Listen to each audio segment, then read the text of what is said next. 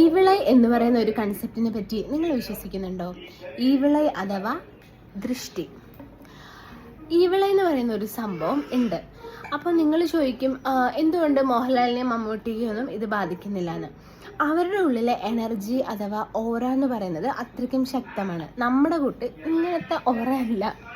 So എന്താ പറയുക, ഇപ്പം നമ്മൾ ഒരു സ്റ്റാറ്റസ് ഇടുകയാണെന്നുണ്ടെങ്കിൽ ഇപ്പം അത് കാണുന്ന ഒരുപാട് പേരുണ്ടാവും. ഒരുപാട് വേദന കൊണ്ട് വിഷമിച്ചിരിക്കുന്ന ആൾ നമ്മളിങ്ങനെ ചിരിച്ചിരിക്കുന്ന ഒരു സ്റ്റാറ്റസ് ഇടുമ്പോൾ അവർ പറയും, ഓ ഇതുങ്ങൾക്കൊന്നും ഒരു കുഴപ്പവും വരുന്നില്ലല്ലോ എന്ന് വിചാരിക്കും, അറിയാതെയെങ്കിലും മനസ്സിൽ.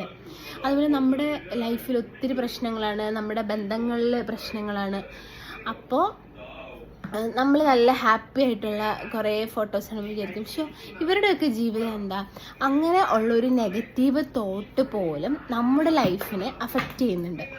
അപ്പോൾ പക്ഷെ ഇതിനൊരു സംഭവം കൂടി ഉണ്ട് കേട്ടോ. ഇത് നമ്മളെ ലൈഫിനെയാണ് ഒരാൾ അങ്ങനെ ചെയ്യുന്നതെന്നുണ്ടെങ്കിൽ കുറച്ച് നാളത്തേക്ക് മാത്രമേ അങ്ങനത്തെ ഒരു സംഭവം ഉണ്ടാവുള്ളൂ. ഈ വിചാരിക്കുന്ന ആളുണ്ടല്ലോ, അവർ വീണ്ടും വീണ്ടും ആ നെഗറ്റീവ് എനർജിയെ അട്രാക്റ്റ് ചെയ്തുകൊണ്ടിരിക്കുകയാണ്. അപ്പോൾ അവർക്കൊരിക്കലും പ്രശ്നങ്ങളിൽ നിന്ന് വിമുക്തമാവാനായിട്ട് പറ്റുകയില്ല, അവർക്ക് ജീവിതത്തിൽ സമാധാനം കിട്ടുകയില്ല. അങ്ങനൊരു സംഭവം കൂടി ഉണ്ട് കേട്ടോ.